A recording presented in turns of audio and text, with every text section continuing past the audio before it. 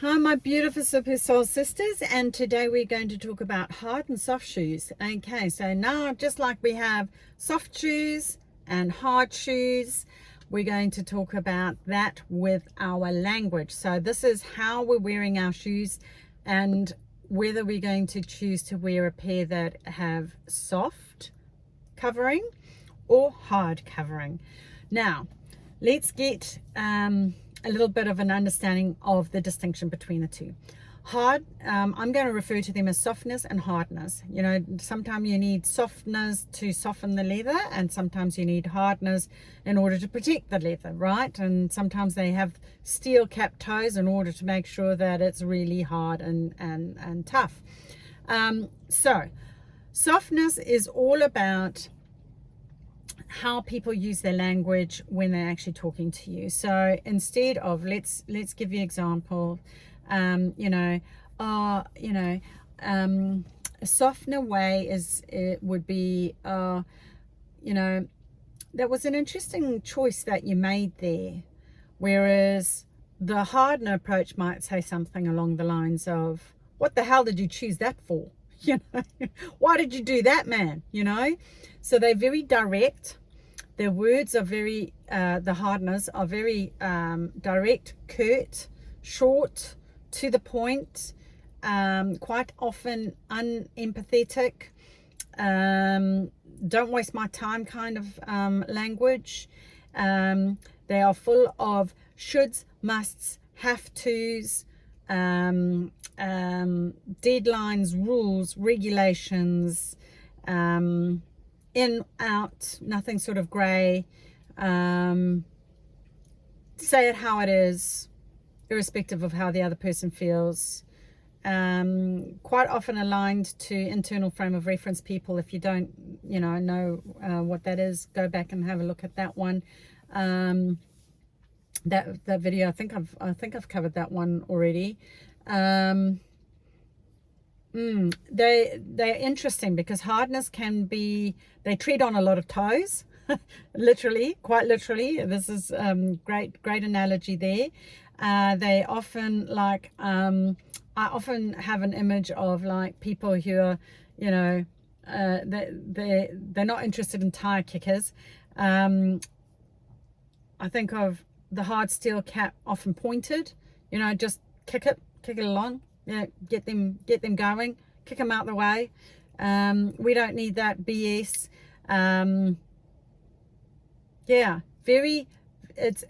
It's very short, concise, quite often, or sometimes they can rabbit on, but they're not very kind words that they will choose to use.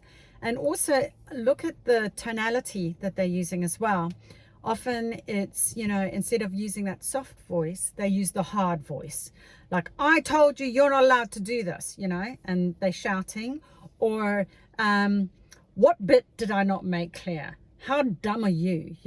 That kind of stuff. It's like, whereas a softer person will go, ooh, that's, we could have presented that a little better, perhaps, that's not how I would have said it. So their maps of the world, it's not uncomplicated for them, and it's all very sort of black and white. Not uncommon in corporates, and busy business people, business owners, but you do get individuals that are just like that, who will just say, and honestly it can be quite hard work if they're in a team environment and something's been presented in a certain way, and especially if the internal frame of reference where they are, it's their criteria that just needs to be matched. They don't have a propensity or sometimes even the capacity to be empathetic. So when you've got that combination of hardener language combined with that's how they interpret the world, their map of the world is well, you match my criteria or you're out. Or I'm just going to tell you how it is because that's how it should be. And that treads on a lot of people's toes and causes upset, right?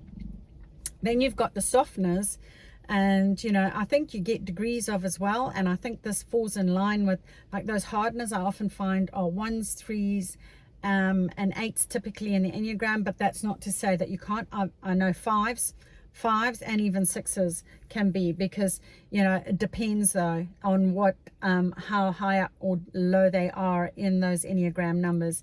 If you haven't done the Enneagram, go back to the start of the channel, pick up on those, or have a flip through on Facebook in the group, and you'll get some really interesting insights by doing that. It has helped me so radically through the years, the Enneagram.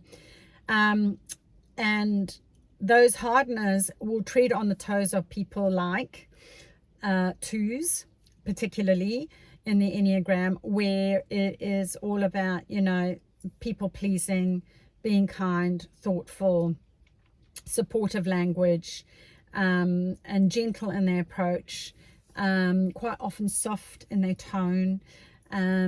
So instead of saying something like, you know, you're so dumb, what the hell's wrong with you, they'd go, I see you struggled with that. Do you want to explain to me what actually happened so that we can make sure that it doesn't happen again?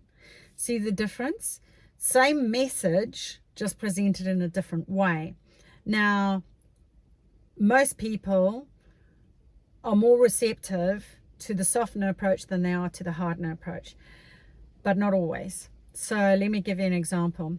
A softener, if the hardener came along and said, you know, you're so dumb, what the hell's wrong with you? You've done this job incorrectly. You're wasting my time. It's a complete joke. You know, the receiver of that, to the softener person, the soft shoe wearer would go, oh, you've just tread on my toes, and you've hurt my feelings.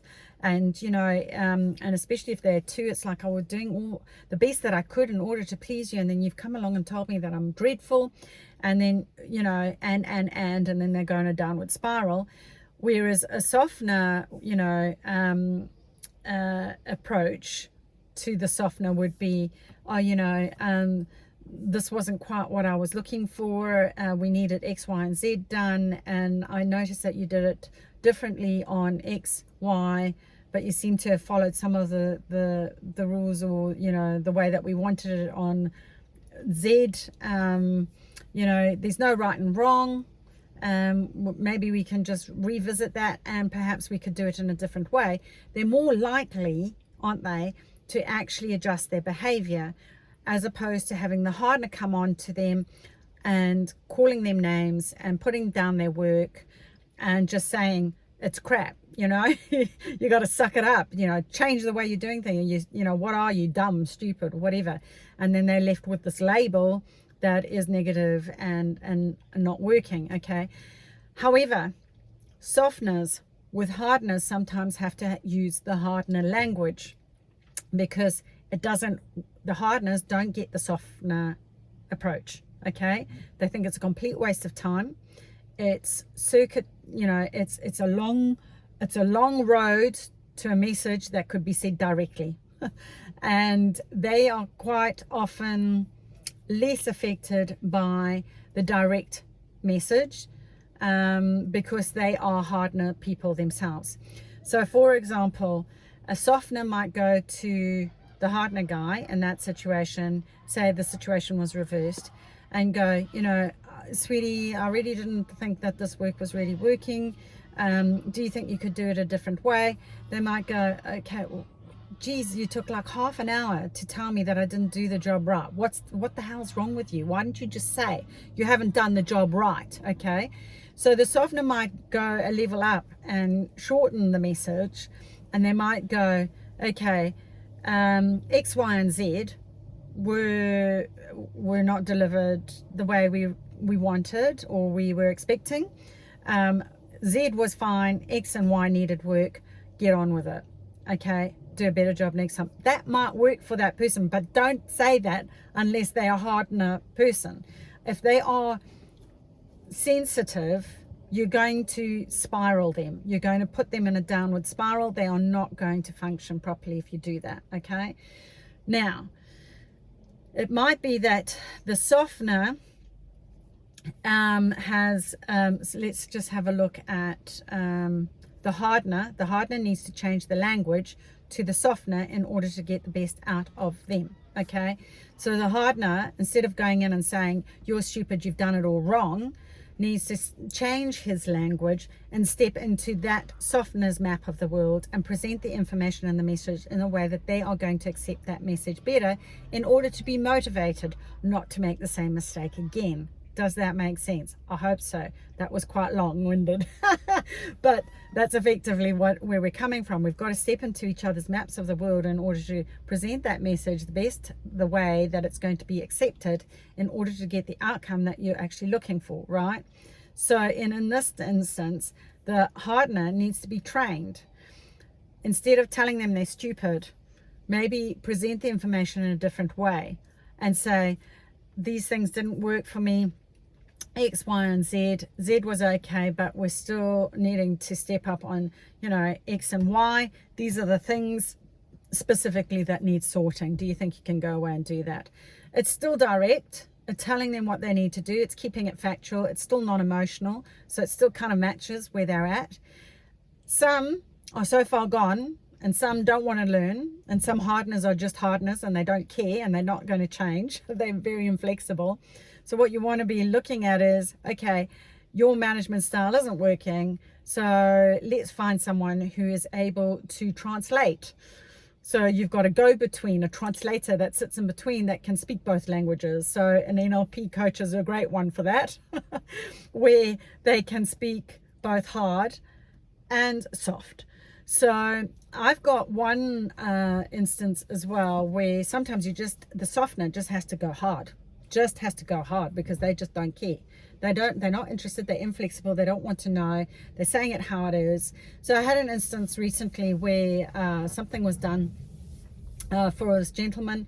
He was a boss. He had forgotten that it had been done.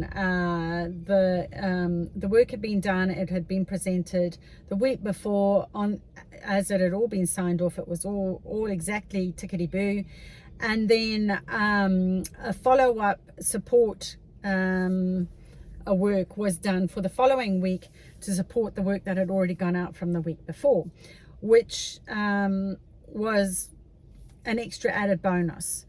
Anyway, the boss of this business took that to mean that the work from the week before, he had forgotten about it, hadn't been done, and came back with a barrage of very colorful words saying this was a waste of time, waste of money, not interested in this, expected better, yada, yada, yada. It was all hardener language, right?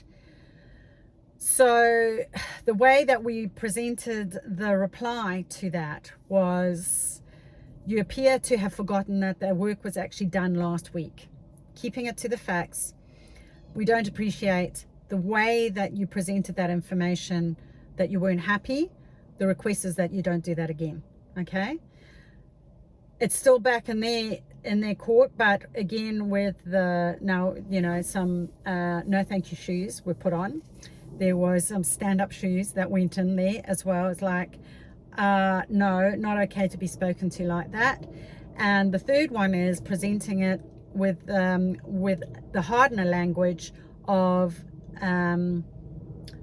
here's the facts, which matched that map, and in language that unacceptable behavior, straight up, not okay, don't need softeners, just not okay with that, not going to have it again. And until such time as that comes right, we don't want any further communication. So straight up went straight back. Okay, so there is that whole thing of, right, okay, something, and these things happen, guys. We've got people who are far into their hardeners. Some are less hardeners, some are, can do a little bit of the softener and hardness. Some are open to the coaching of learning. A lot of, full-blown hard shoe wearers are quite happy to stay there. They don't want to change. So how you deal with that if you are a soft shoe wearer? You don't want you have your toes trod on consistently. You're going to have enough, gumption to be able to go, no, not okay. Put those no thank you shoes on, stand up shoes on. Sometimes you need your Xena shoes on, you know, depending on the scenario, as long as it's safe. But you got to still be able to go not okay, you know, and present it in the language. But you don't, until you probably had this video, you didn't even know that there was softener language and hardener language. So it's how you say it as well, you know. If you shout it, obviously it's a hardener approach. If you quieten your tone and slow your tone down in a calm way, you know, it's your pitch, it's your tone, it's your message. You've got to match all of those up together. And sometimes it takes a bit of practice, because especially if you're used to doing it a certain way for so long, if you've had your softener shoes on for so long, you know, that's what you're used to. And you might question, where did I learn that from? You know, like I had a great mum who had great softener shoes on, and my father had hardener shoes on. So we had soft and hard in our house. It was a great learning ground for me, because I was able to then manage both. So it was awesome, and it totally made sense when it was actually brought to my consciousness that that's what it was. Mum just naturally had a way to handle dad. Dad didn't know any better, didn't want to know any better, didn't make him right or wrong. It was stuff that he must have learned when he was younger. I get it, I understand it. I have now learnt, oh, that's what that is. Mum had her soft shoes on, dad had his hard shoes on. I learned later on in life with NLP that these are the distinctions. That's a softener, that's a hardener. Where do I sit in with that? How can I manage both? How can I use this in the real world? Because they are everywhere. This is all part of our makeup. You're either one or the other, you know, or you might be in between, like me, where you've learned, but on a subconscious level, where you haven't actually gone, oh geez, I've never thought about that, you know. It's like, oh, that's interesting. That totally makes sense, that, you know, so and so said it like that and it really hurt my feelings. Or, you know, they should have said it this way, that really hurt my feelings. Or, you know, or it was like the other guy's going, what is that problem? She's so oversensitive, man, you know. Just wish she would just suck it up and get on with it. I mean, I've just got no time for it, you know. So when you get clear, this is, oh, those are those shoes, I get it now, you know. So and ladies are like this too, you know, like you get soft ladies and hard ladies, you know, with their shoes. You know, I had one lady who, you know, she just took no prisoners. It was just like, she's just like, no, just tell them, no, I'm not doing that. You know, I mean, I don't understand. Why are you getting all emotional about it? Just get on with it. And you're like, okay, you know, and you can see people going, oh, really? Oh, okay. Yes, well, maybe we should do that. And sometimes you need that. Sometimes you need that. If there's too many softeners around, you need the hardener, you know, the hard shoe wearer to stand up and go, you know what, girls? Time to get into those Xena shoes. We're over this, you know. Might even be the super Xena ones. Like, we're not taking that. And sometimes you need that, you know. So it takes all sorts to make the world go around. Our shoe closets have all sorts of shoes, different shoes in them. We're just working out which ones are ours, which ones aren't, which ones we want, which ones we don't. What are yours? Which ones do you want to be wearing? Which ones you don't want to be wearing? You know, again, on your path, your way, that's your time. This is your time to learn this stuff. So well done for investing in yourself and making that time today. I really appreciate it. And there are more exciting things to learn in the next episode, so please tune in. And until then, please will you comment, share, please share. I want to empower as many women as I possibly can in this lifetime. And it can just take one video that will make a difference, that would shift someone, that will go, you've just turned the light bulb on for me. And I've gone, wow. And instead of walking down that path, which wasn't working for them, we've now flicked them onto this path and gone, hey sister, you can walk with us. That's where you want to be. Okay? All right. Sound good? I hope so. All right, darlings, you take care and have a delightful day. Thank you. Namaste.